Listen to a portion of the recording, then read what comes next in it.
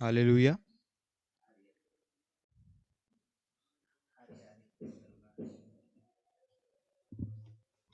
आइए हम इस गीत को गाएंगे।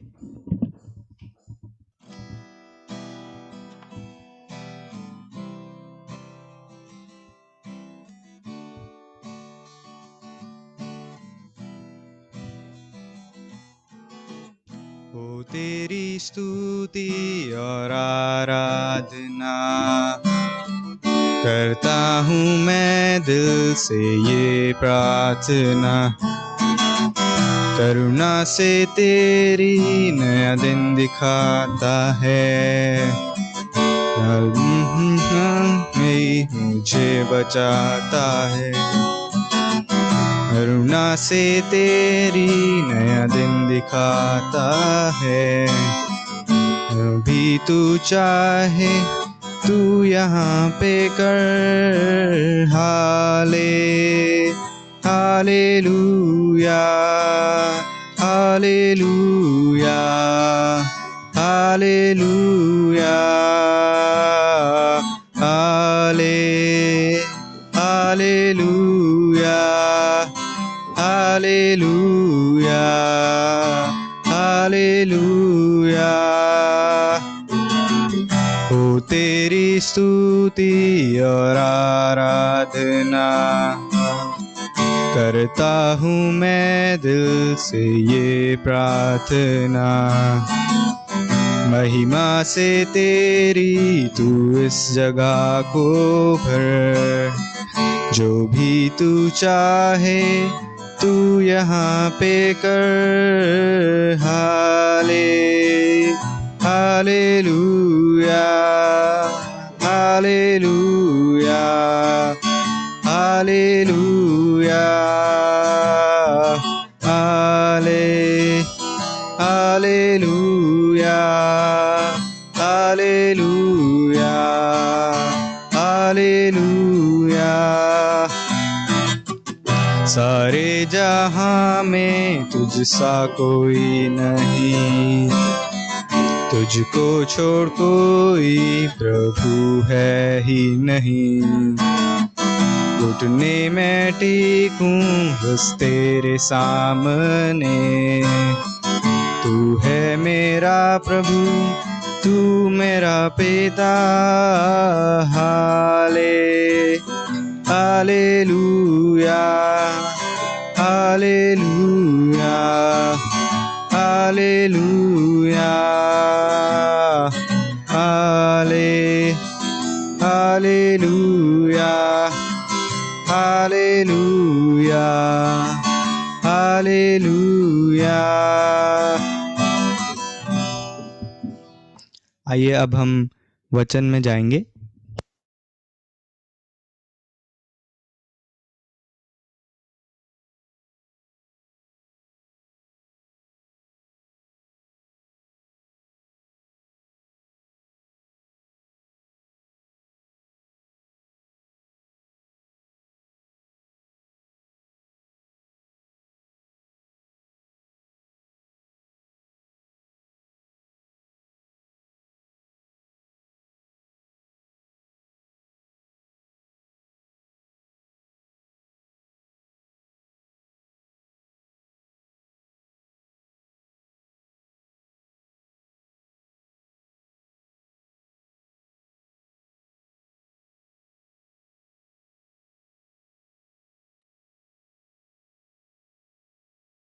Praise the Lord, praise the Lord. आप सबको प्रभु यीशु मसीह के सामर्थी नाम से मैं ग्रीट करती हूँ और मैं आप सबको यीशु मसीह के सामर्थी नाम से वेलकम करती हूँ। I welcome you all in the name of Jesus Christ.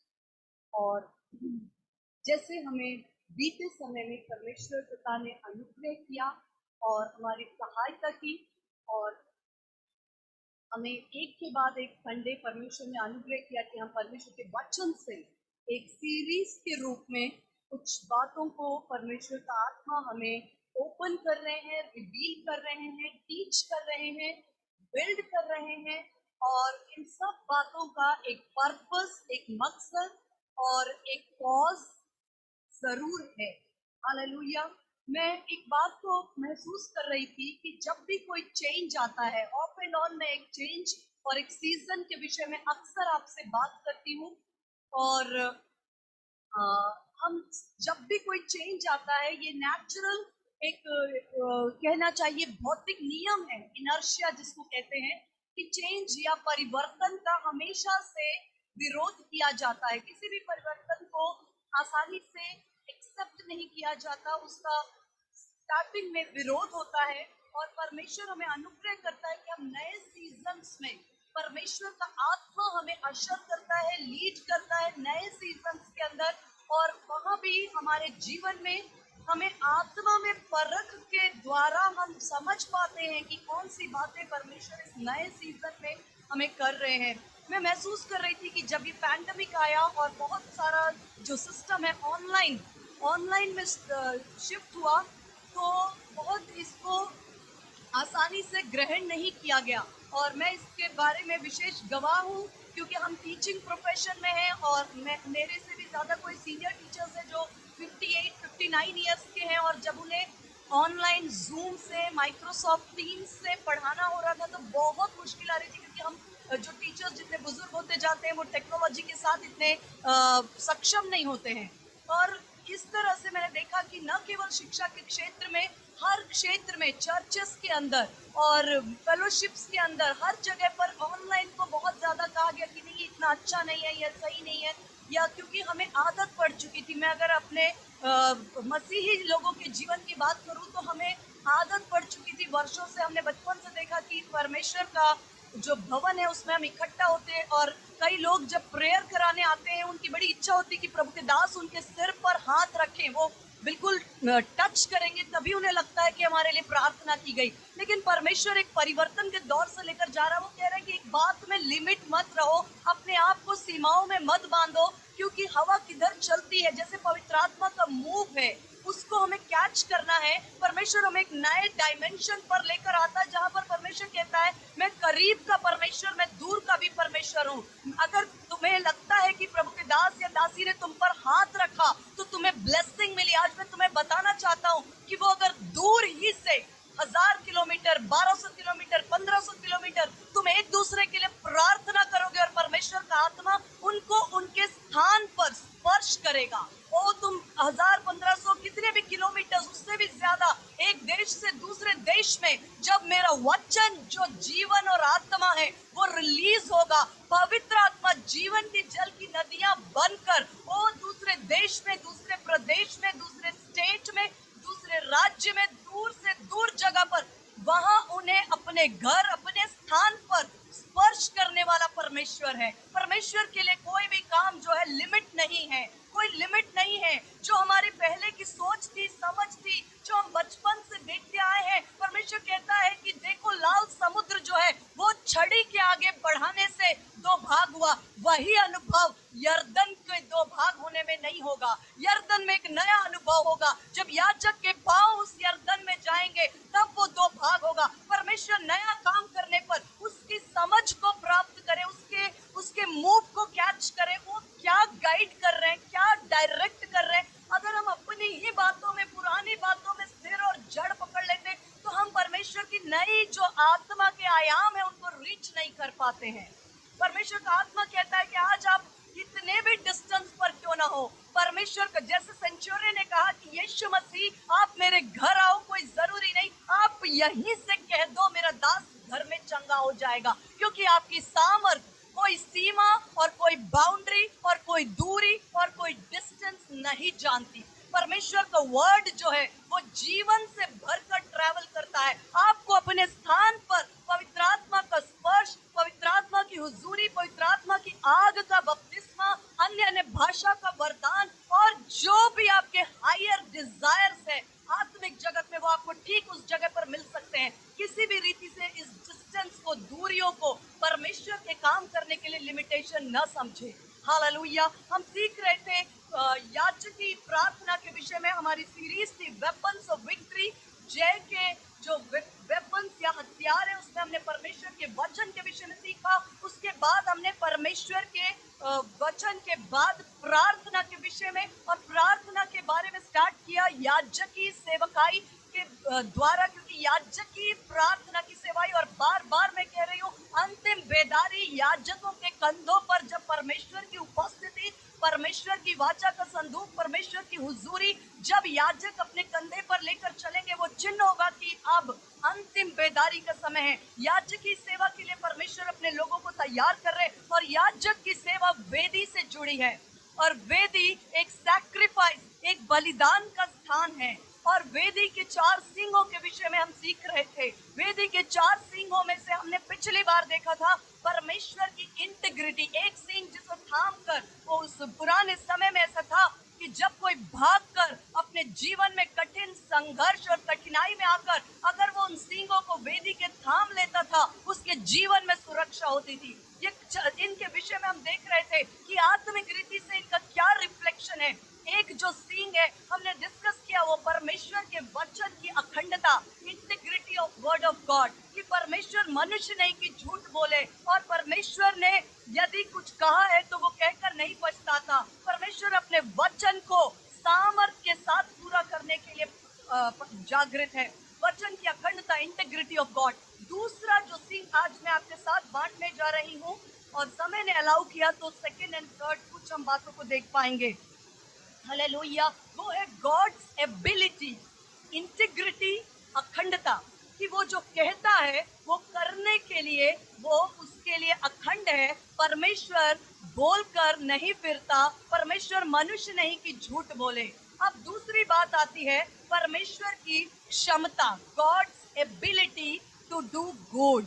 क्यों मैं ऐसा कह रही हूँ? सिर्फ एबिलिटी नहीं, एबिलिटी टू डू गुड, क्योंकि परमेश्वर ने आदि से ही, जब उत्पत्ति की पुस्तक से जब कभी परमेश्वर ने कहा उजियाला हो, जो कुछ परमेश्वर के मुंह से निकला वो पावर है। क्यों? क्योंकि जो कहा गया वो पूरा हुआ, और जो हुआ वो अच्छा था। दैट वाज द साइन, वो चिन्ह था कि परमेश्वर की क्षमता, एबिलिटी टू डू गुड। क्योंकि लिखा है कि उत्पत्ति पहले पुस्तक में जो कुछ परमेश्वर ने सृष्टि की वो सब कुछ क्या है? भला है, अच्छा है। God is good all the time. Hallelujah. जो कल्पनाएं वो आपके विषय में करता है वो आपके लाभ की हैं, हानि की नहीं। To give you an expected end, आपकी आशा पूरी करने के लिए। परमेश्वर भला परमेश्वर है। वो परमेश्वर ने अपने इकलौते बेटे को न रुक छोड़ा, वरन उस दशा में जब हम पापी ही थे, उस दशा में शायद धर्मी के लिए कोई मरे तो मरे, लेकिन हम जब पाप की दलदल में थे, उस समय उसने अपने इकलौते बेटे को हमारे लिए कुर्बान किया। उसे रख न छोड़ा, वो और सब कुछ आपको और मुझे क्यों करना देगा?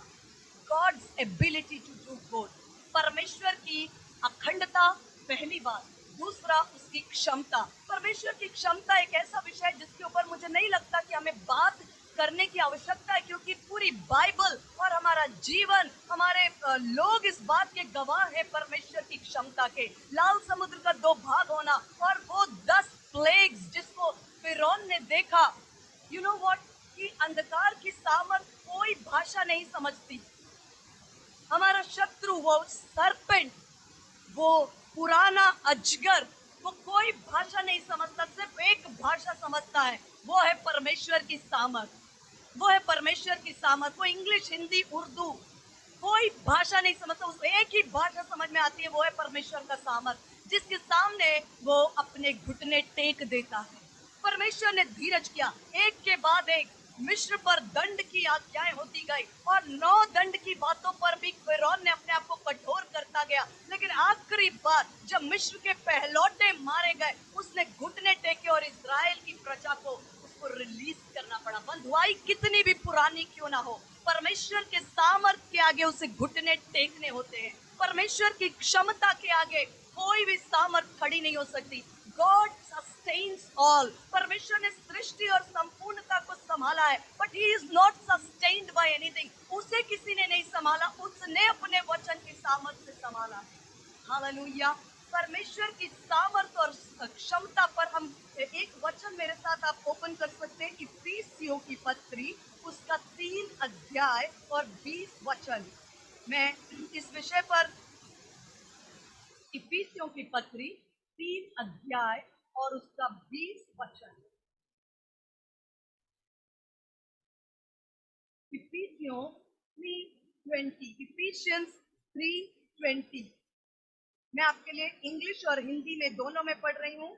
Now to him who is able, now to him who is able to do far more abundantly than all that we ask और थिंक।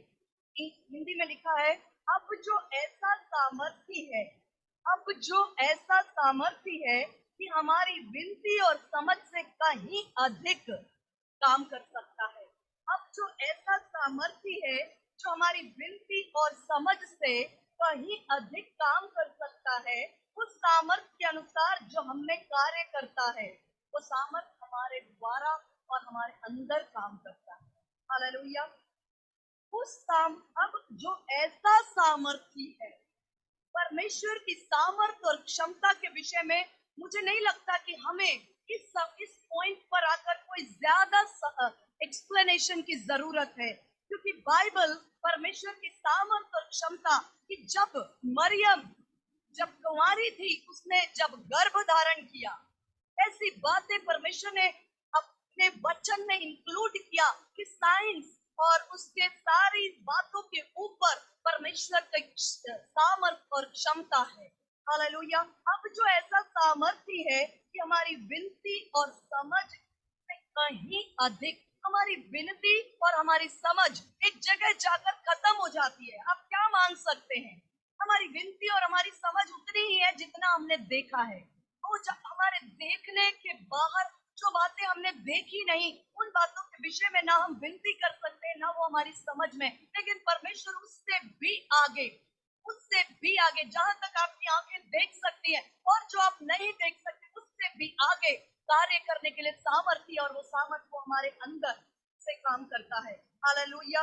एक और वचन में आपके साथ बांटना चाहूंगी। यशाया, उसका ये काफी पॉपुलर और काफी पसंद किया जाने वाला स्क्रिप्चर है। आइजाया 40, उसका 28 से लेकर 31 तक। यशाया नबी की पुस्तक, उसका 40 अध्याय और उसका 28 से 31 तक। हालेलुया। आइजाया उसका 40 और 28 से लेकर के, क्या तुम नहीं जानते, क्या तुमने नहीं सुना, यहोवा जो सनातन परमेश्वर और पृथ्वी भर का सृजनहार है। क्या लिखा है, क्या तुम नहीं जानते, क्या तुमने नहीं सुना, यहोवा जो सनातन परमेश्वर और पृथ्वी भर का सृजनहार है, वह न थकता और न श्रमित होता है, उसकी बुद्धि अगम है। इंग्लिश में लिखा, have you not heard, have you not known, hallelujah, have you not heard, no. The Lord is the everlasting God, the creator of the ends of the earth. He does not faint nor grow weary. His understanding is unsearchable. क्या तुम नहीं जानते, क्या तुमने नहीं सुना, क्या इस बात से हम अनजाने? हम अच्छी तरह भली भांति सृष्टि के आरंभ से परमेश्वर ने अपनी भलाई और अपने सामर्थ को हमारे लिए प्रकट किया है कि जो परमेश्वर, हालेलुया, पृथ्वी भर का सृजनहार है, ना वो थकता है और ना श्रमित। लिखा है उसकी बुद्धि अगम, ना वो थकता है और ना श्रमित। आपको पता है उनके परमेश्वर की सामर्थ में फेंट होना या थकना, ये परमेश्वर के चरित्र, उसके स्वभाव, उसके परमेश्वरत्व में ये शब्द, ये बातें है ही नहीं। परमेश्वर के अंदर ये बातें थकना या श्रमित होना है ही नहीं। लेकिन वो परमेश्वर क्षमता और सामर्थ रखता है, लेकिन उसका एक पोर्शन न थकने वाला और न श्रमित होने वाला वो हम भी पा सकते हैं। कैसे? लिखा है, वह जो थके हुओं को बल देता, शक्तिहीन को सामर्थ देता है। यदि हमें लगता है जीवन में हम थक गए, मिनिस्ट्री में थक गए, हम परिवार के संघर्षों में जॉब में और बातों ने हमें कहीं ड्रेन आउट कर दिया, हम थक गए, हम बहुत संघर्ष करते करते, हम बहुत जीवन में दुख उठाते और बहुत दौड़ते हुए और बहुत सालों से और बहुत वर्षों से हम थक गए। आज परमेश्वर का वचन हमें कहता है वो थके हुओं को बल देता है, शक्तिहीन को सामर्थ देता है। लेकिन कैसे? आप कहेंगे कि ये वचन तो है, मेरी एक टीचर से बात हो रही थी, वो क्रिश्चियन है, लेकिन वो कह रही थी निधिमा ये मेरे समझ से बाहर है। क्या परमेश्वर कैसे वचन से बात करता है, वो कैसे बल देता है, ये बातें मैंने कभी अनुभव नहीं की, ये कैसे हो सकता है? यू नो व्हाट, ये बातें पर वचन में लिखा है, तरुण तो थक जाते हैं और श्रमिक होते हैं, जवान ठोकर खाकर गिरते हैं, परंतु परंतु वाह, जो यहोवा की बाट जोते हैं वे नया बल प्राप्त करेंगे, वे उकाबों के समान उड़ेंगे, वे दौड़ेंगे, वो श्रमित न होंगे, चलेंगे और थकित न होंगे। मतलब जो परमेश्वर का क्षमता है, परमेश्वर की एबिलिटी है कि वो न श्रमित होता है न वो थकता है, वो परमेश्वर का जो परमेश्वर की एबिलिटी है, उसका एक कंपोनेंट, उसका एक हिस्सा, उसका एक भाग वो हम भी अनुभव कर सकते हैं। लेकिन वो जल्दबाज लोगों के लिए नहीं है, जिनको सब कुछ इंस्टेंट चाहिए, जिनको सब कुछ तुरंत चाहिए, आज अभी इसी वक्त, जिनके पास समय नहीं परमेश्वर के लिए, वो परमेश्वर के इन आयामों को अपने जीवन में अनुभव कैसे करेंगे? क्योंकि जो परमेश्वर का स्वभाव है, उसने उस स्वभाव को मुझसे और आपसे अलग नहीं रखा, वरन परमेश्वर ने हर एक कदम पर चाहा कि उसके स्वभाव को हम भागीदारी हो जाएं। उसने लिखा तुम में मसीह का मन है, तुम में मसीह का स्वरूप हो, तुम में मसीह का स्वभाव हो, तुम में मसीह का हृदय हो, सब कुछ जो मसीह का है। उसने कभी भी सुपरस्टार की तरह अलग रहकर हमें लेबरर्स नहीं बनाया, हमें वर्कर्स नहीं बनाया, हमें यीशु मसीह ने हमारे साथ हमें संग की वारिस बनाया।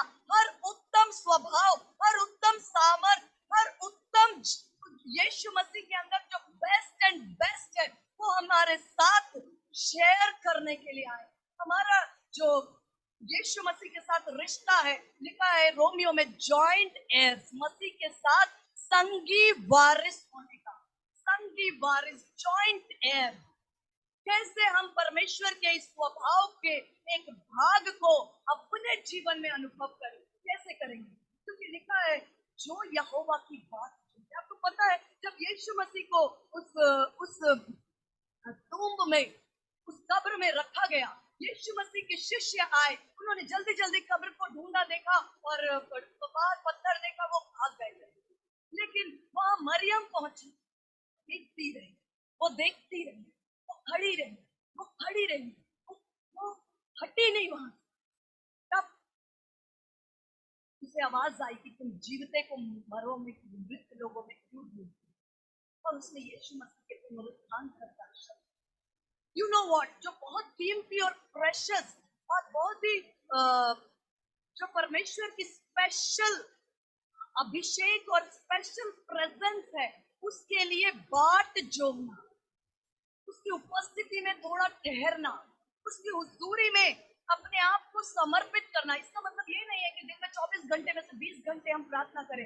आपको मालूम है ये बातें आत्मा में एक स्थिति के बारे में है। फिजिकली कई बार हो सकता है, फिजिकली मैं बाइबल लेकर ऐसे बैठी हूँ, लेकिन मेरा ध्यान कहीं और है। हो सकता है मैं ये सोच रही हूँ कि मुझे अपने बिल्स कैसे पे करने हैं, या मेरे बच्चे के बारे में क्या होगा, उसका भविष्य, मैं बहुत कुछ सोच रही हूँ, लेकिन मेरे सामने बाइबल खुला है। नहीं, ये फिजिकली हम क्या कर रहे हैं वो नहीं है।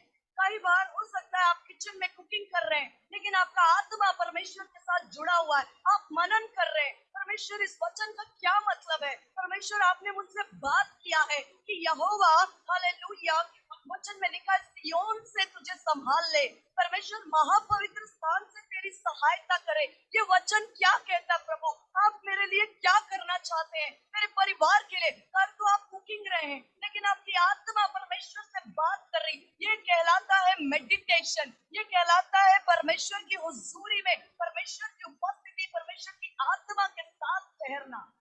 हालेलुया। लिखा है जो यहोवा की, परंतु जो परमेश्वर के श्रमित न होना और थकित न होने वाले स्वभाव का एक भाग मेरे और आपके जीवन में, चाहे तरुण तो जो जवान है, जो जिम जाते हैं, जो प्रोटीन खाते हैं, जो बहुत अपने शरीर का देखभाल करते हैं, वे भी थक जाते हैं, श्रमित हो जाते हैं, ठोकर खाकर गिर जाते हैं। लेकिन जो यहोवा की बाट जोहते हैं वे नया बल, क्यों? क्योंकि नई परिस्थिति है, नया चुनौती है, नया संघर्ष है, नई बातें हैं, नई नई परेशानियां हैं, नई नई समस्याएं हैं। तो परमेश्वर का बल भी और अभिषेक भी और ताजा और नया बल, ताजा अभिषेक, नया अभिषेक और नया बल। बिकॉज जो यहोवा की बाट जोते हैं वे नया बल पाएंगे, वे उकाब के समान उड़ेंगे,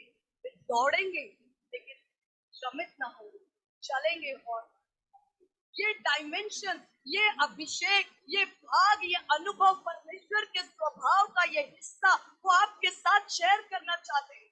एबिलिटी, मैं आपको बताऊं, कई बार हमारे पास इंटीग्रिटी हो सकती है, किसी के पास इंटीग्रिटी हो सकती है, किसी के पास एबिलिटी यानी कि अखंडता हो सकता है। आप अपने जबान के पक्के हैं, आपने जो कहा आप पूरा करते हैं। ऐसा एक अनुभव मैं छोटा सा आपके साथ बताना चाहती हूँ। परमेश्वर इन दिनों अगुवाई करते हैं कि हम अपने जीवन की कुछ बातें जो पिछले कई वर्षों में परमेश्वर ने हमें जगह जगह पर, हर एक मोड़ पर जहाँ शिक्षा दी, जहाँ तैयार किया, बिल्ड किया, और आज हम मुड़कर देखते हैं कि ये बातें क्या अर्थ है इनका, उनको आपके साथ बांटे ताकि आप भी अपने जीवन के उन अनुभवों को कोरिलेट करें, उनके साथ जुड़कर समझ सकें कि परमेश्वर ने आपको कब कब कैसे कहाँ कहाँ उठाया और तैयार किया है। और कुछ बार जब हमारी मैरिज हुई थी उस समय मेरे हस्बैंड ने एक बाइक हमारे पास थी, नया बाइक लिया था और उनको वो बहुत पसंद था, हमें बहुत पसंद था, क्योंकि हमारे मैरिज के बाद हमने वो पहला बाइक लिया था और बहुत अच्छे से उसको मेंटेन करके रखा था। और कई लोग उस समय के बाद उसे देखकर कहते थे कि आप हमें ये बाइक, आप जब भी कार या चेंज करें तो आप हमें ये बाइक दे दीजिए, हम इसे खरीदना चाहते हैं, ये खरीदना चाहते हैं। और मैं आपको बताना चाहती हूँ तब मेरे हस्बैंड के हृदय में और हम दोनों के हृदय में ऐसा था कि हम इसे बेचना नहीं चाहते, हम इसे किसी ऐसे व्यक्ति को देना चाहते हैं जो परमेश्वर के सेवा के लिए दौड़ रहा है, भाग रहा है, लेकिन उसके पास इस चीज की घटी है जिसकी वजह से वो जैसे कोई साइकिल में कर रहा है जो नहीं कर पा रहा, उसके लिए हम ये करना चाहते हैं। मैं इन बातों को सिर्फ परमेश्वर की महिमा के लिए और बताना चाहती हूँ कि हमारे पास क्या लिमिटेशंस हैं। उस समय हमारी ऐसी हृदय की इच्छा थी और धीरे से समय आया, हमें परमेश्वर ने एक प्रभु के दास को दिखाया जो सेवा के लिए बहुत समर्पित, और समय आने पर हमने जो सोचा और जो कहा वो हम कर पाए और हमने उनको वो बाइक जो है जिसको बहुत लोग खरीदना चाहते थे उसको उनको हम गिफ्ट कर पाए। लेकिन आपको मैं बताती हूँ, यहाँ हमारे पास इंटीग्रिटी यानी अखंडता थी, जो हमने सोचा वो हमने किया। लेकिन उसके बाद मेरे हस्बैंड ने एक और प्रभु के दास को देखा जिनके पास बाइक थी लेकिन वो बारिश में बहुत परेशान होते थे। तो मेरे हस्बैंड की इच्छा हुई कि मैं इनको मतलब किसी को कार गिफ्ट कर सकूं, लेकिन वो अभी हमारी एबिलिटी में, क्षमता में आज नहीं थी, और आने वाले समय में ये क्षमता जरूर होगी, क्योंकि परमेश्वर ने दाऊद से कहा तेरे हृदय में जो इच्छा हुई है मैं इसे पूरा करूंगा। क्यों? क्योंकि तेरी इच्छा परमेश्वर की राज्य के लिए हुई है। ये डिजायर हमें पता है कि ये इंटीग्रिटी है कि यदि हमने कहा है तो हम जरूर करेंगे, लेकिन इंटीग्रिटी तो है, लेकिन क्षमता अभी अभी वो क्षमता नहीं है कि हम एक कार गिफ्ट करें। लेकिन परमेश्वर के पास इंटीग्रिटी भी है और एबिलिटी भी है। वो जो कहता है वो नहीं सोचता कि अब मैं कह चुका हूं मरियम से कि तू गर्भवती होगी, अब ये कैसे होगा, उसने कभी किसी पुरुष को जाना ही नहीं, कैसे होगा। परमेश्वर अपने बातों में अखंड है, इंटीग्रिटी है और एबिलिटी, ये दोनों चीजों का कॉम्बिनेशन है परमेश्वर। एबिलिटी भी टू डू गुड, भला करने की सामर्थ। मैंने बताया कई बार हमारे पास इंटीग्रिटी या अखंडता, हम अपने वचन में सच्चे हैं लेकिन हर बार हमारे पास वो सामर्थ हो कोई जरूरी नहीं। लेकिन परमेश्वर हमें बिल्ड करते हैं, जब हमें वो लिखा है कि जो थोड़े से थोड़े में विश्वास योग्य है वो बहुत बातों का अधिकारी किया जाएगा। और हम विश्वास करते हैं कि एक समय आएगा कि परमेश्वर हमें अनुग्रह करे। यही नहीं, गाड़ी नहीं, मेरे हस्बैंड के हृदय में तो ये भी इच्छा है कि वो प्रभु के दासों को घर भी गिफ्ट करना चाहते हैं। तो हमें परमेश्वर के लिए बड़ी बातों की अपेक्षा हम कर सकते हैं, क्योंकि हम लिमिटेड हो सकते हैं, लेकिन हमारा परमेश्वर थकता नहीं, श्रमित नहीं होता। वो कहने के बाद पलटता नहीं, क्योंकि उसने सब कुछ, उसके पास जो क्षमता है, लिखा है वो जो इतना सामर्थ्य है जो हमारे सोचने, हमारी विनती और हमारी कल्पना और हमारी समझ से बहुत अधिक करने की सामर्थ्य। मैं ये एग्जाम्पल आपको देकर ये बताना चाहती हूँ कि किसी के पास इंटीग्रिटी होना काफी नहीं है, उसके पास वो क्षमता भी होनी चाहिए भला करने की। और ये दोनों बातें हमारे परमेश्वर के पास। Hallelujah, hallelujah. ये दो सींग हैं जिनको थाम कर हम प्रार्थना करते हैं। पहली बात कि परमेश्वर मनुष्य नहीं कि वो झूठ बोले, जो उसने कहा है वो पूरा करने के लिए वो जागृत है। दूसरी बात, जो उसने कहा है उसे पूरा करने की सामर्थ्य, एबिलिटी, उसके, वो थकने का परमेश्वर नहीं, श्रमित होने का परमेश्वर नहीं, पेंट होने का परमेश्वर नहीं, वो निराश हता, वो परमेश्वर की जो सामर्थ है वो हमारी विनती, हमारी समझ, हमारी सोच, इन बातों से सही होती है। हालेलुया। हम ऐसे जीवित परमेश्वर की आराधना करते हैं जिसके वचन में सामर्थ है और जिसके स्वभाव में प्रेम है, इसलिए वो भला करने का परमेश्वर है, एबिलिटी टू डू गुड। तीसरी और बहुत गंभीर बात, जो तीसरा हॉर्न मैं आपके साथ बांटने जा रही हूँ, मैं नहीं जानती हमें समय कितना अलाउ करेगा, लेकिन जो भी समय के अंदर हम कर पाएंगे, we will try to do the best. तीसरी और बहुत इंपॉर्टेंट जो बात है, जो तीसरा सींग है, हम बात कर रहे हैं वेदी के 4 सींगों की। पहले हमने कहा इंटीग्रिटी, यानी कि परमेश्वर की अखंडता, जो परमेश्वर ने कहा वो उस पर ठहरा है। दूसरी उसकी क्षमता, और तीसरा जो हॉर्न है वो बहुत इंपॉर्टेंट है क्योंकि हमसे संबंधित रखता है। इसके लिए आप मेरे साथ एक वचन को नोट कर सकते हैं, प्रोवर्ब्स, नीति वचन, उसका 23। ये बहुत बहुत बहुत ही बेहतर, और ऐसे बहुत से रेफरेंसेस है, लेकिन समय के कारण मैंने एक रेफरेंस निकाला है। इस वचन को लेने से पहले प्रोवर्ब्स 23, नीति वचन 23 का 26, इसको डिस्कस करने से पहले मैं आपको बताती हूँ। पहला हॉर्न जो बताया वो इंटीग्रिटी यानी कि अखंडता। दूसरा जो बताया वो है परमेश्वर की एबिलिटी टू डू गुड, क्षमता भला करने की। तीसरी बात है कॉन्सेक्रेशन एंड ओबीडियंस, परमेश्वर के द्वारा अलग किया जाना, पवित्रता के द्वारा हमारा अलग किया जाना और आज्ञाकारिता। ये वो एक सीन है जो हमें वेदी को थाम कर रखने के लिए, प्रार्थना की वेदी को बिल्ड करने के लिए और उस वेदी पर बने रहने। कॉन्सिक्रेशन, जिसको इंग्लिश में कॉन्सिक्रेशन, उसको हिंदी में पवित्र किया जाना, या परमेश्वर के लिए अलग, परमेश्वर के लिए पवित्र, परमेश्वर के लिए ठहराया हुआ भाग और आज्ञाकारी। तीसरी बहुत इंपॉर्टेंट बात है, क्योंकि ये विषय पर मैं सोच रही थी कि पवित्र आत्मा इतना अधिक मुझे इस विषय पर डाउनलोड कर रहे हैं स्पिरिट में, क्योंकि बीते कई वर्षों से और कई बातें जो हृदय में हमें पीड़ा देती है वो ये थी कि परमेश्वर क्यों क्यों हमने बहुत सी सेवकाइयों को जिस जगह पर होना चाहिए वहां पर नहीं दिया। और जब इन बातों पर हम देखते हैं, मैं इस बात को सोच रही थी कि लूसीफर मनुष्य के साथ इतनी घृणा और इतनी शत्रुता, शैतान जो पुराना अजगर है वो मनुष्य के साथ इतनी शत्रुता उसे क्यों है, मैं आपको बताऊं। मैंने क्या बताया? तीसरा हॉर्न कॉन्सिक्रेशन एंड ओबीडियंस, परमेश्वर के लिए पवित्र और अलग किया जाना और आज्ञा पालन, आज्ञाकारी। मैं आपको बताती हूँ, ये प्रोवर्ब्स नीति वचन 23 का 26 मुझे इंग्लिश में पसंद है, जिसमें लिखा है my son give me your heart. Hindi में लिखा है कि मेरे पुत्र मेरी ओर मन लगा। हिंदी में ऐसा लिखा है कि हे पुत्र अपना मन मेरी ओर लगा। ये हिंदी में मुझे इतना नहीं समझ आता, तो इंग्लिश में लिखा है my son give me your heart. हे मेरे पुत्र, अपना हृदय तो मुझे दे। अब यीशु मसीह से लोगों ने पूछा 10 आज्ञाएं मूसा ने दी, सबसे बड़ी आज्ञा कौन सी? यीशु मसीह ने कहा, तू अपने परमेश्वर। मत्ती रचित सुसमाचार 22 अध्याय उसका 37, मैथ्यू 22:37, मत्ती रचित सुसमाचार उसका 22 उसका 37।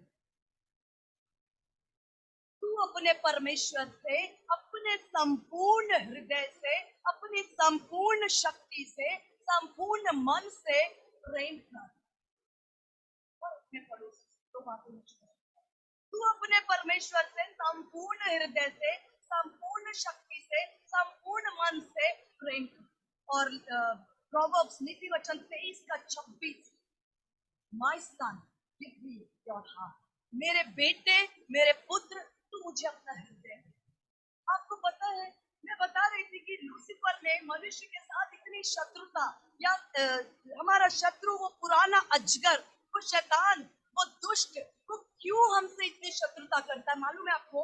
क्योंकि जो उसने पाना चाहा, जिस बात की लालसा उसने की, वो बहुत ही ज्योतिर्मय स्वर्गदूत, संगीत उसके पंखों में था, बुद्धिमान और बहुत ही सक्षम, बहुत ही सुंदर, खूबसूरत। ये सारी बातें एजेकिएल और यशाया में लिखी है। वो स्वर्गदूतों में स्वर्गदूत था, सारी खूबियों से भरपूर था, ज्योति से भरपूर था।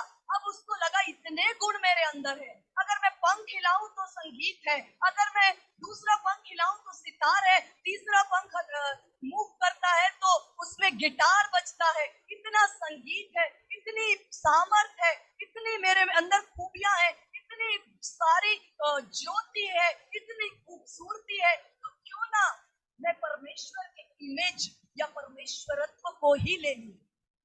और जब उसके अंदर ये घमंड आया, उसने अपने सिंहासन को परमेश्वर से ऊपर लगाना चाहा, वहां से और स्वर्ग में वॉर डिक्लेयर हुआ और उसे नीचे फेंक दिया गया, उसके साथ एक ही।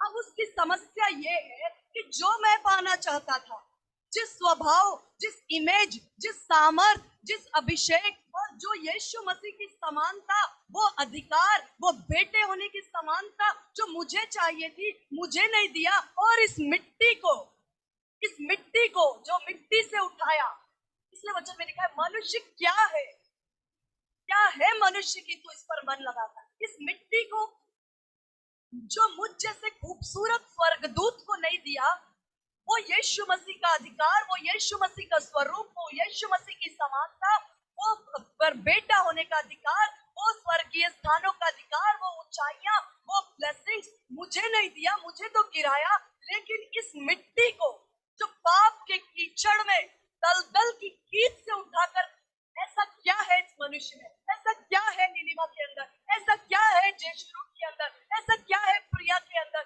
ऐसा क्या है अनिता सिस्टर के अंदर, ऐसा क्या है जो इस मिट्टी को वो सब कुछ देना चाहता है परमेश्वर, जिसके लिए मुझे वहां से बुलाया।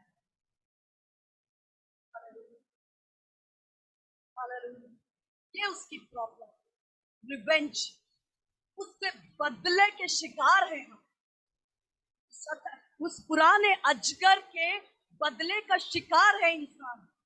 क्या है ये मनुष्य जिसको परमेश्वर इतना धीरज करता, इतना प्रेम करता, इतना माफ करता है, अपने बेटे तक को इसके लिए कुर्बान कर दिया, इस नीलिमा के लिए जिसने पाप की दशा में जन्म लिया। ओ इसकी पाप के दलदल में डूबे हुए इंसान, मिट्टी से बने हैं, इनके लिए यीशु मसीह को कुर्बान किया, पवित्र आत्मा का दान दिया, ओ स्वर्गीय स्थानों में बिठाया, अनंत जीवन दिया, जीवन की जल की नदियां बहा दी इनके लिए। ऐसा क्या है इसके अंदर?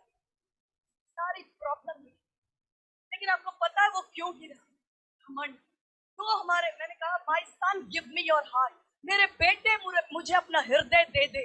आपको पता है क्यों परमेश्वर ने हमसे ऑफरिंग नहीं मांगी है, हमसे भेंट, दान, दशवांश, पैसा नहीं मांगा है, अपना जीवन पवित्र बलिदान करके वेदी पर रख। हृदय मांगा है। क्यों? क्योंकि इस हृदय में हम दो स्वामियों की सेवा नहीं कर सकते। तो ये घमंड और लालच, ये दो मेजर बातें हैं जो 10 आज्ञाओं में है। और मैं इन प्रैक्टिकल विषय पर इसलिए आ रही हूँ क्योंकि मैंने बहुत सी बार इन चीजों को देखा। अभी बीते कुछ दिनों में मेरी प्रिय एक बहन है जो कलीसिया चलाती है छत्तीसगढ़ के अंदर, महासमुंद के अंदर। वो मुझसे कह रही थी, भाभी मैंने सेवकाई में लोगों का लालच देखा और घमंड देखा, मेरा दिल इतना दुखी हो रहा है, हम क्या करें इस बात पर। मैंने कहा ज्योति नाम है उसका, मैं समझती हूँ, मैं उसका नाम ले सकती हूँ, मेरी बहुत प्रिय बहन है। मैंने कहा ज्योति, हम दूसरों को के लिए कुछ नहीं कर सकते, हम इन बातों पर चर्चा भी नहीं कर सकते। हम ये देख सकते हैं कि कहाँ हम परमेश्वर के साथ इन बातों में खरे चल रहे हैं। हम कहाँ, कहीं वही जो हम दूसरों से ठोकर खाते हैं हमारे जीवन में तो नहीं। ए मेरे बेटे, वो घमंड। आज बहुत से प्लेटफॉर्म्स आ गए, फेसबुक है, यूट्यूब है, ट्विटर है, इंस्टाग्राम है। हम सब परमेश्वर के लोग इन बातों को प्रभु की महिमा के लिए प्लेटफॉर्म्स के रूप में इस्तेमाल कर रहे हैं। मैं आपको बताना चाहती हूँ, लेकिन डेविल ने इनका इस्तेमाल इस तरह से किया कि लोग अपनी महिमा के लिए, क्योंकि हम आज सेवा करते हैं, हम सबसे ज्यादा क्रिटिकल पोजीशन में है, क्योंकि जब आप प्रार्थना करते हैं और कोई चंगा होता है, आप क्या चाहते हैं कि वो किसे देखे, वो आपको देखे या यीशु मसीह को देखे। ये सवाल है आज मेरे लिए और आप। बहुत जल्दी लोगों को ये बात पता चल जाए कि इस मिट्टी के बर्तन में जो खजाना, जो अभिषेक, जो वचन है, वो उस परमेश्वर ने रखा है। हालेलुया। उस परमेश्वर ने रखा है। उसने मिट्टी से, कीट से, दलदल से निकालकर चट्टान पर मुझे खड़ा किया, मुझे मृत्यु से निकालकर जीवन में लेकर आया, श्राप से निकालकर आशीषों का वारिस बनाया, अंधेरों से निकालकर अपने बेटे की ज्योति में लेकर आया। वो परमेश्वर है जिसने मुझे यहाँ लाया, वो महिमा के योग्य है। हम नहीं चाहते। कई बार जब हम परमेश्वर की उपस्थिति में होते हैं, अकेले में होते हैं, परमेश्वर हमारे हृदय का, क्योंकि यरीहो की दीवारों को गिराने से पहले परमेश्वर ने यहोशू से कहा, सब उस अध्याय को जानते हैं, यहोशू का अध्याय, 6वां अध्याय, जहां पर यरीहो की दीवारें गिरी। लेकिन क्या किसी ने कभी ये देखा कि 6वें अध्याय से पहले 5वां अध्याय आया? 6वें अध्याय में यरीहो की दीवारें गिरी, लेकिन 5वें अध्याय में परमेश्वर ने कहा इस पूरे जनरेशन का खतना दोबारा कर। क्योंकि जो जनरेशन, जो पीढ़ी मिस्र से बाहर आई थी, वो खतना के साथ आई थी, लेकिन वो पूरे जंगल के मार्ग में मर गए। ये नए बच्चे जो उस 40 साल के जंगल के मार्ग में पैदा हुए, इनका अभी तक खतना नहीं हुआ। और यदि इनका खतना नहीं हुआ तो ये अभी यरीहो को, दीवारों को गिराने के लिए समर्पित नहीं। इनका 5वें अध्याय में यहोशू से कहा गया कि इनका खतना करो। और अगर हम इसको आगे चलकर रोमियो में देखें, रोमियो की पुस्तक 2 अध्याय में, रोमियो की पुस्तक 2 के 29, रोमियो की पुस्तक उसका 2 अध्याय 29 में लिखा है, वो यहूदी नहीं जो बाहरी खतना, हम यहूदी हैं जो हृदय का खतना करें। सर्कमसिशन ऑफ हार्ट, हृदय के खतना करने वाले लोगों को परमेश्वर, ये जो याजक की इस सेवा के लिए बुलाया है, बोलो सेवकाई तो बहुत है, बहुत बड़े बड़े बहुत कुछ है, और प्रभु अनुग्रह करे सब। बहुत, मैं तो चाहती हूँ कि सब सेवकाई, जितनी सेवा में देखती हूँ, मैं उन सब से बहुत ज्यादा खुश हूँ, क्योंकि मैं देखती हूँ कि परमेश्वर के राज्य में लोग बढ़ रहे हैं। शैतान के राज्य से छूटकर परमेश्वर के राज्य में भेड़ें इकट्ठी हो रही हैं, इसके लिए हमारा मन आनंद से भरा है। लेकिन लेकिन एक परमेश्वर हमें इस बात के लिए तैयार करते हैं कि देखो ये बातें हैं जिनको हम नजरअंदाज नहीं कर सकते। यरीहो की दीवारों को गिराने वाले 6वें अध्याय से पहले एक खतना का अध्याय भी हमारे जीवन में शामिल होता है। और पौलुस कहता है रोमियो की पत्री 2 अध्याय उसके 29 में कि खतना हृदय का होना चाहिए। सच्चा यहूदी, सच्ची अब्राहम की संतान, सच्ची अब्राहम की बीज, सच्चे अब्राहम की वाचा के लोग वो हैं जिन्होंने अपना खतना अपने हृदय में किया है। अब आप कहेंगे कि आपने बात तो अच्छी बोली, लेकिन पूरी समझ नहीं आई। मैं आपको बताना चाहती हूँ कुछ चीजों को हमें परमेश्वर को इन करते, और मैं इन बातों को सिर्फ परमेश्वर महिमा के लिए इसलिए बताती हूँ कि आप लोग चीजों को मैं जानती हूँ कि आपके जीवन में भी ऐसी बहुत सी घटनाएं और बहुत सी ब्लेसिंग्स, बहुत सी गवाहियां हैं, और जब आप उन गवाहियों के बारे में कनेक्ट करेंगे आपको समझ आएगा कब कब परमेश्वर ने कैसे कैसे आपको build ये बात थी 2000। मैं बात कर रही हूँ घमंड और लालच, ये दोनों मिक्स होकर के आज बहुत पतन का कारण बने, जिससे परमेश्वर को हमारा हृदय का, इससे पहले कि परमेश्वर आपको नए लेवल्स और ब्लेसिंग से भरे, घमंड और लालच ये दो चीजें हैं जो आज बहुत, मैं बहुत दुख के साथ एक परिवार को जानती हूँ जो अन्य जाति परिवार थे, और अन्य जाति परिवार, हस्बैंड वाइफ, बिजनेस का परिवार, और अन्य जाति में से परमेश्वर ने अद्भुत काम करके उनको अपने राज्य में लेकर आया। लेकिन वो जब परमेश्वर के राज्य में आए, उन्होंने परमेश्वर के राज्य में काफी बढ़े, लेकिन कुछ बातें ऐसी उन्होंने देखी जहां पर लालच और ऐसी कुछ बात, ना मालूम क्या क्या बातें थी, उनको ठोकर लगी। मैं ये नहीं कह रही हूँ कि ठोकर खाने वाले सही है, हमें ठोकर नहीं खाना है, हमें परमेश्वर को देखना है, लेकिन हुआ और वो आज आप परमेश्वर के राज्य और कलीसिया से जरूर चले गए। ये बातें जब जब मैं सोचती हूँ, इस एक व्यक्ति के लिए यीशु मसीह ने कुर्बानी दी, अपनी जान को गवाया और तीसरे दिन जी उठा, और उसने इतनी बड़ी कुर्बानी अपने लहू को जिस व्यक्ति के लिए बहाया, उसको हमारी किसी जीवन की बातों में वापस पलटने के लिए मौका दे।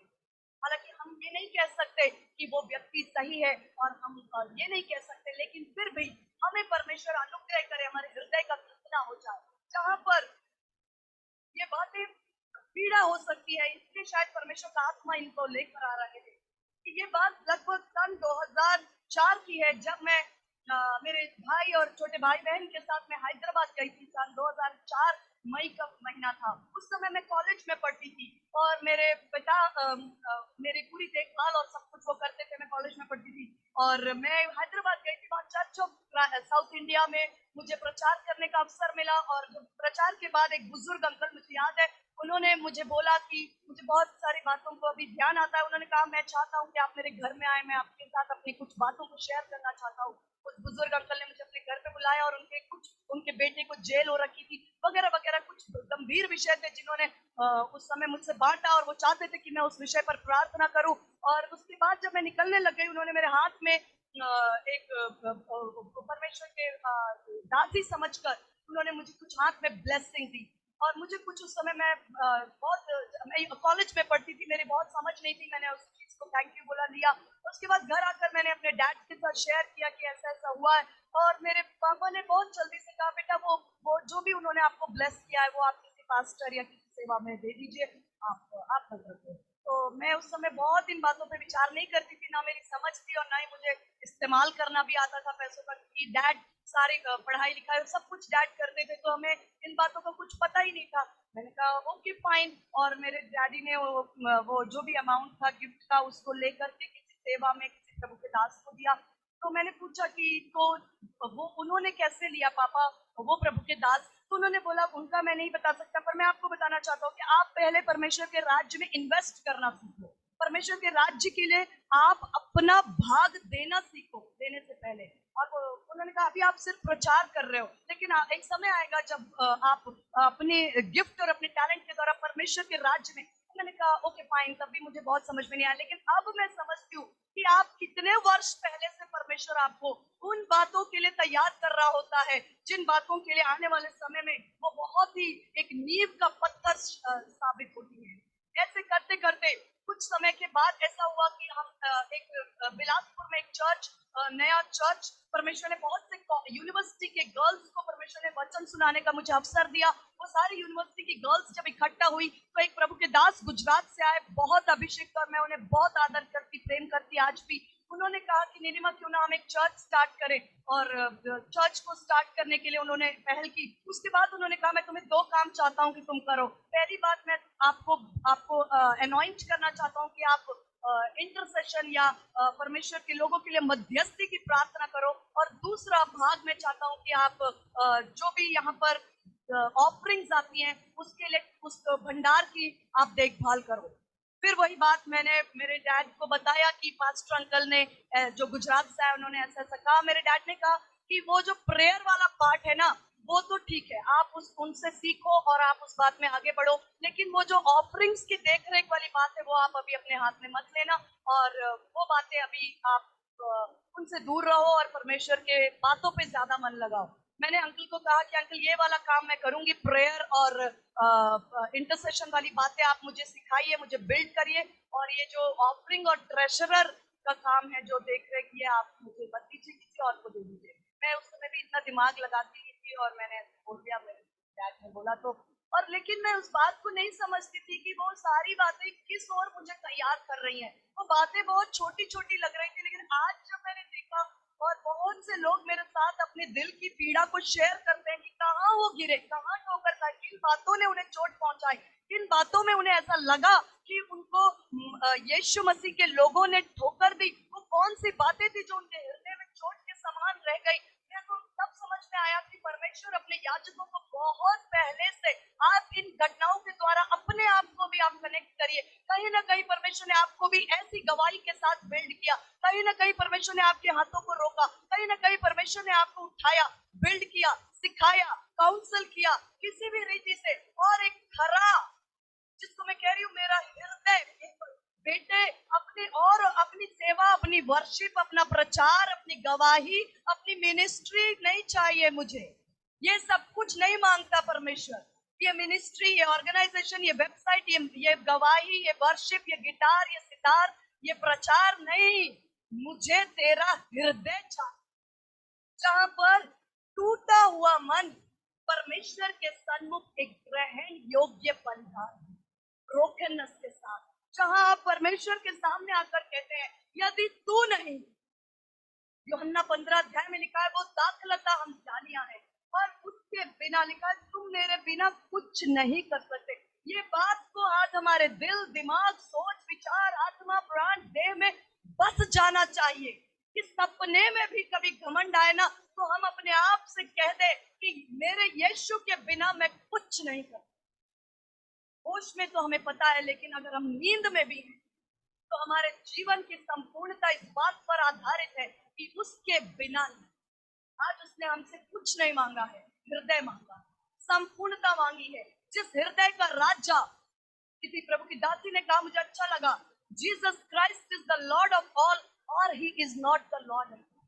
यीशु मसीह आपके जीवन के हर क्षेत्र का प्रभु है, नहीं तो वो कोई क्षेत्र का प्रभु नहीं है। ऐसा नहीं हो सकता कि मेरे हृदय में 4 भाग हो जाए और एक भाग में यीशु को दे दूं।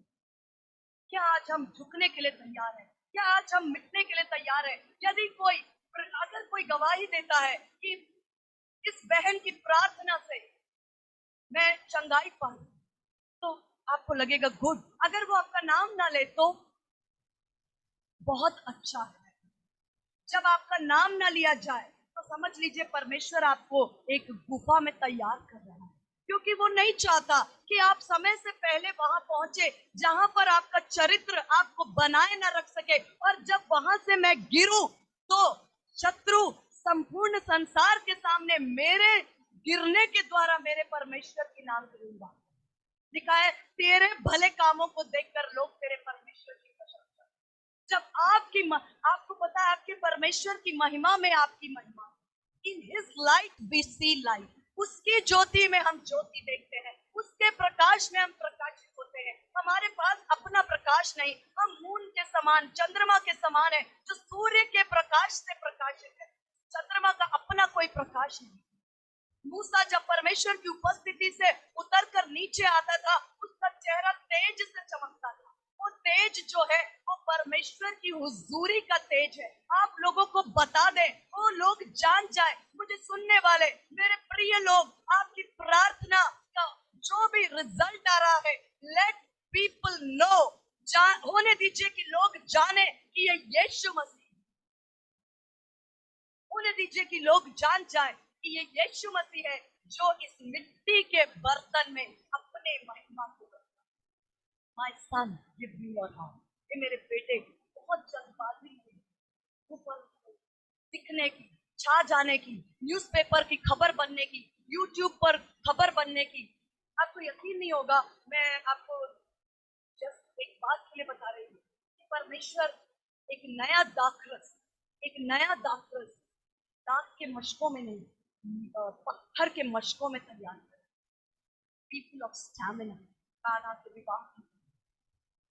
माय सन, मेरे बेटे, मुझे अपना हृदय दे, पवित्र करके अलग किया जाना और अलग करके आज्ञा के लिए। छोटी छोटी बातें हैं जहां परमेश्वर मुझे और आपको परखते और देखते। आपको मैं एक बात बताऊं, कई द्वार जो बंद है ना, वो इसलिए नहीं है कि शैतान ने बंद कर दिए। कई बार परमेश्वर हमें गिरने से वो इतना प्रेम करता है कि वो जानता है कई बार ऐसी सफलता, ऐसी उन्नति जिसके लिए मेरा चरित्र अभी तैयार नहीं, अगर वो बातें आ जाएं, वो नया दाखरस पुराने मशकों में भर दिया जाए तो पुराने मशकों को फाड़ देगा। वो पहले पत्थर के मटकों को तैयार करता है। वो पत्थर के मटके और पत्थर के जो कुंड है, वो तैयार होने में समय लगता है और बहुत समय लगता है। वो तराशे जाते हैं, वो उन पर हथियार, तेज धारदार चाकू और तरह तरह के औजार चलते हैं।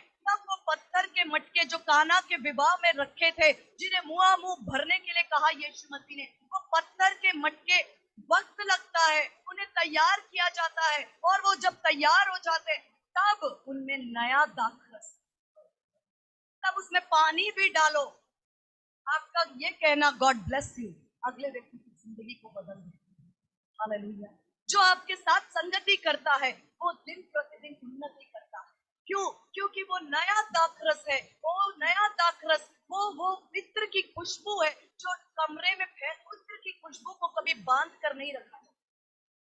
जो खुशबू परमेश्वर की उपस्थिति में रहने के कारण मेरे और आपके जीवन में उसे बांधा नहीं, उसके प्रभाव में जितने लोग आएंगे वो सब खुशबू के कारण होता है कि वो हमें फ्रैग्रेंस, वो हमारे द्वारा अपने फ्रैग्रेंस को, खुशबू को, हालेलुया। टूटा हुआ मन जो ये जानता है कि मैं मिट्टी में, मिट्टी ने मुझे यीशु मसीह के स्वरूप में बदल दिया, वो मुझे संतान होने का अधिकार दिया, मुझे मसीह के साथ। हाँ, मैं जानती हूँ, मैं ये नहीं कहती कि मैं कीड़ा मकोड़ा कुछ ये वो ये नहीं।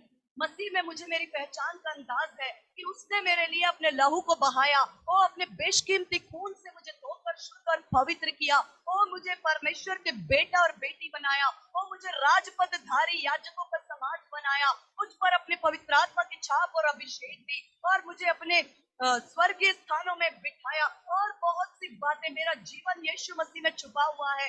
वो जो मेरे अंदर है, वो जो मेरे विरोध में उससे सामर्थ्य है। यदि परमेश्वर मेरी ओर है, मेरा विरोधी कौन हो सकता है? ये बातें मैं जानती हूँ, ये मेरा परिचय है। लेकिन ये परिचय यीशु मसीह में, उससे अलग हटकर कुछ नहीं। ये एक तीसरा हॉल है जो हमारी प्रार्थना के जीवन, प्रार्थना का जीवन। प्रार्थना मांगना नहीं, प्रार्थना परमेश्वर की। जब जब यीशु मसीह ने प्रार्थना, वो प्रार्थना के बाद यीशु मसीह प्रार्थना परमेश्वर की और उसके उसके उसका आत्मा मेरे अंदर से पाया। मैं समझती हूँ समय के कारण हम यहाँ रुक सकते हैं। जहाँ आप याद करें कहाँ परमेश्वर ने आपको वर्षों से तैयार किया, जिन बातों से मैंने देखा है कि कई लोगों ने जिन बातों से ठोकर खाए, और जिन बातों को देखकर लोग परमेश्वर से बातों में आ जाते हैं, याचक के रूप में, एग्जाम्पल के रूप में, हर एक चरित्र के रूप में, यीशु मसीह के स्वरूप के रूप में जो ऐसा यीशु मसीह जानते थे कि उनके खजाने का रखवाला करने वाला यहूदा उससे चोरी करता है। यीशु मसीह ने बात कर कभी उसके साथ कोई आर्गुमेंट, कोई बहस, क्योंकि यीशु मसीह जानते थे कि जब आप परमेश्वर के राज्य के लिए परमेश्वर ने अनुग्रह किया कि हमने पहले परमेश्वर के राज्य में इन्वेस्ट करना सीखा। पहले परमेश्वर के राज्य को न केवल प्रचार के द्वारा, लेकिन अपने रिसोर्सेज जो परमेश्वर ने हमें दिए उनके द्वारा सुसमाचार को और परमेश्वर के वचन को, परमेश्वर की आज्ञा, सामर्थ और परमेश्वर की ब्लेसिंग्स को पहुंचाने का जरिया पहले खुद बनना, ताकि परमेश्वर जो उत्तम बातें हमारे अंदर बनाते हैं, वो जो लोग हमें देखते हैं, वो जो हमें परखते हैं, वो कहते हैं तुम्हें देखकर परमेश्वर, तुम्हें देखकर लोग तुम्हारे हम परमेश्वर की महिमा करते हैं। का एक भला पुत्र पिता के आनंद और हृदय के हर्ष का कारण, माता के हर्ष का कारण होता है। ऐसे ही अगर मैं और आप एक परमेश्वर को अपना हृदय देते हैं, जहां हम घमंड नहीं नम्र होते हैं, जहां हम परमेश्वर के को अपना भाग, जैसे परमेश्वर ने अब्राहम से कहा मेरे सन्मुख चलता जा और सिद्ध होता जा, क्योंकि मैं तेरा प्रतिफल। जब मैंने समझ लिया कि मेरा प्रतिफल परमेश्वर, he is my exceedingly great reward end portion, वो मेरा भाग है, मेरा परमेश्वर मेरा भाग है, मेरा परमेश्वर मेरा अत्यंत बड़ा फल है, मेरा प्रतिफल है, वो मेरा भाग है, उससे कम कुछ भी नहीं चाहिए। संपूर्ण परमेश्वर मेरा भाग, मेरा प्रतिफल है, उससे नीचे की कोई चीज मुझे नहीं चाहिए। जब इस बात को हम समझ लेते हैं, हम इसमें जड़ पकड़ते, परमेश्वर हमें अनुग्रह करे। हम प्रार्थना की बेटी को बिल्ड करने के लिए, मैंने पिछली बार भी बताया था कि विश्वास के जीवन का सबसे बड़ा फ्रस्ट्रेशन, सबसे बड़ी पीड़ा का कारण है अनआंसर्ड प्रेयर, जहाँ प्रार्थनाओं का उत्तर नहीं आता। और परमेश्वर हमें अनुग्रह करे, हमें 4 चीजों को अभी 3 ही बात डिस्कस किया, इंटीग्रिटी, परमेश्वर की अखंडता, और फिर परमेश्वर की एबिलिटी टू डू गुड, परमेश्वर की क्षमता भलाई करने की, और तीसरा परमेश्वर के लिए पवित्र किए जाने वाले हम लोग आज्ञा मान्य हैं। आने वाले समय में प्रभु हमें अनुग्रह करे, हम और बातों को सीखेंगे।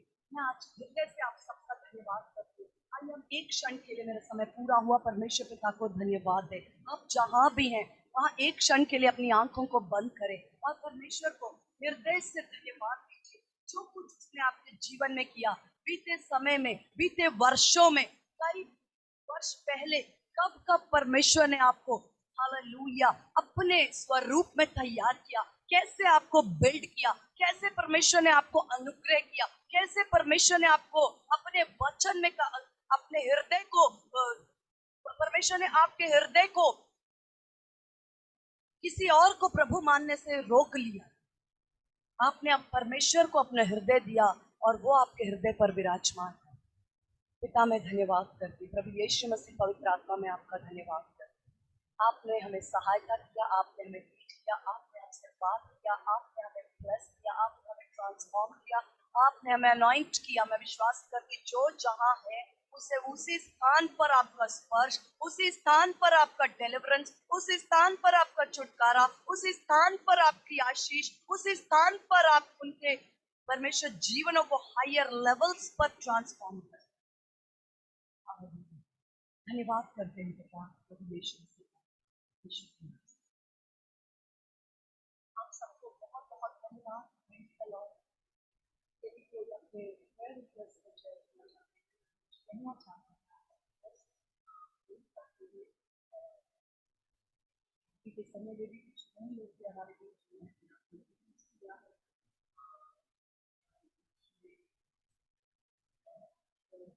डॉक्टर शीलू राज, आप चाहें तो हमारे बीच सिस्टर नैना वो भी अगर चाहें अपने आप को, तो भी चाहते हैं सिस्टर मैंने सुना नहीं, क्या बोल रहे, आवाज थोड़ा क्रैक हुआ। डॉक्टर शीलू राज जी जी, मैंने कहा कि अगर आपको ठीक लगे तो आप अपने आप को अनम्यूट करके इंट्रोड्यूस करें। हाँ 1 मिनट है ना, 1 मिनट। आदित्य है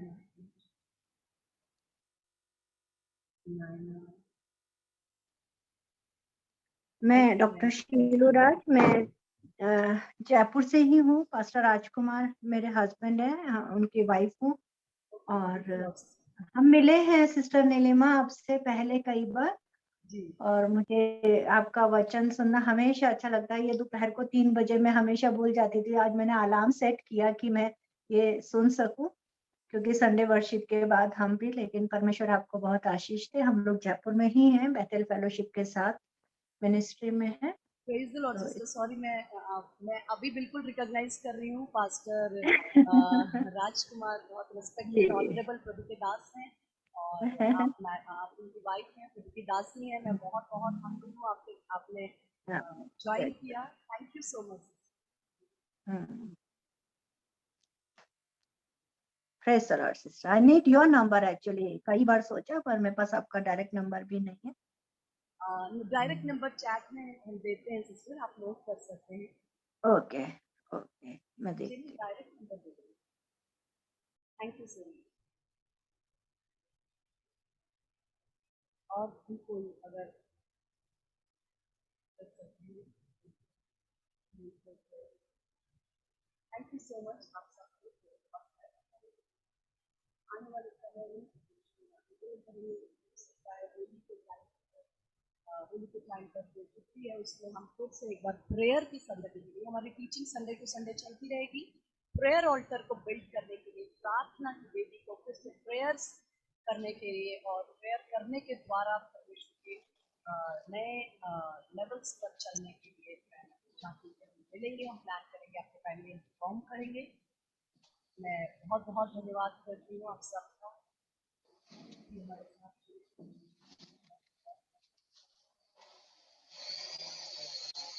Praise the Lord, sister. Praise the Lord, sister. Thank you.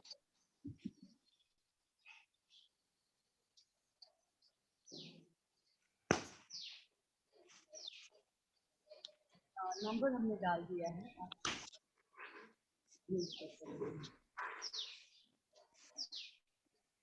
Thank you.